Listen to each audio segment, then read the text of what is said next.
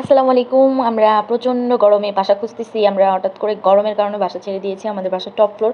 যার কারণে আমরা গরমে অসহ্য হয়ে গেছি। তাই ভাবলাম যে সামনে আরও গরম আছে, আগে বাসা ছাড়ি। অনেক ঝামেলার মধ্যেও বাসা ছেড়ে দেওয়া হইছে। কিছু করার নাই। তাই বাসা খুঁজতে, খুঁজতে ক্লান্ত, বাসা পাচ্ছি না। তাই রিক্সা করে বাসায় চলে যাব। বাসায় চলে আসার পরে খাওয়া-দাওয়া করে নিই। তাই রান্নার বসায় দিলাম প্রায় 2:30 বাজে। তো ভাত রান্না করে ফেলছি, মাছটা ভাজতেছি। তো মাছ ভাজতেছি, আমার বোন আবার শাক খাবে। শাকটা পরিষ্কার করতেছি। শাক আমার বোনের আমার অনেক প্রিয়। আর মাছ ভুনা করব। তো আমার ছোটো মাছ বেশি ভালো লাগে। আমার বোন বড় বড় সব জ্যাঠা মানে তাজা তাজা অনেক মাছ নিয়ে আসছে। যাই হোক, তারপর আমি তরকারিটা বসানোর জন্য পেঁয়াজটা কুচি কুচি করে ভাজতেছি।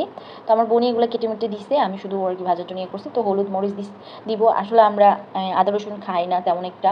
তো মরিচ দিলাম, আর হচ্ছে লবণ দিয়ে পানি দিয়ে আর কি একটু সিদ্ধ করলাম পেঁয়াজটা সিদ্ধ করার অবস্থা। তারপর হচ্ছে টমেটো, আমার বোনের বলছে টমেটো কেটে দেওয়ার জন্য, তো ও টমেটো দিল। তো টমেটো দিয়ে একটু নাড়াচাড়া করে এখন আমরা টমেটোটা সিদ্ধ হওয়ার জন্য একটু মানে এখানে পানি দিব। পানি দেওয়ার পরে তো আমি আস্তে করে ঢেকে দিব যাতে করে সিদ্ধ হয়। তারপরে আমি ওই শাকগুলো, আমার বোনে শাকগুলো দিয়েছে, শাক কাটাও হয়েছে। তো আমি শাকগুলো ধুয়ে পরিষ্কার করে, মানে শাকগুলো অনেক, মানে শাক পরিষ্কার করার সময় সাবধানে করতে হয় কারণ অনেক বালি থাকে। আমি এটা এখন ভিজায় রাখবো। তারপর তরকারির কাছে এসে দেখি অনেকটা সিদ্ধ হয়ে গেছে। এখন মাছগুলো দিয়ে দিব। মাছগুলো দেওয়ার পরে দেখতেছি যে মাথাটা ঝোল একটু প্রয়োজন, যার কারণে আমি এখানে একটু পানি দিয়ে দিলাম। পানি দেওয়ার পরে তো আমি আবার এখন ঢেকে দিব। ঢেকে দেবো, মাছটি উল্টে ঢেকে দিলাম। তারপর হচ্ছে আমি আবার শাকটা ধুইতে আসলাম। ভালো করে শাক না ধুইলে বালি থাকে। তো আমি 3-4 ধোয়া 5 ধোয়া অনেক বেশি শাক আমি ধুইতে ভালো লাগে আমার, যার জন্য আমি পরিষ্কার ছাড়া আমার ভালো লাগে না। তারপর তরকারিটা ফাইনালি হয়ে গিয়েছে।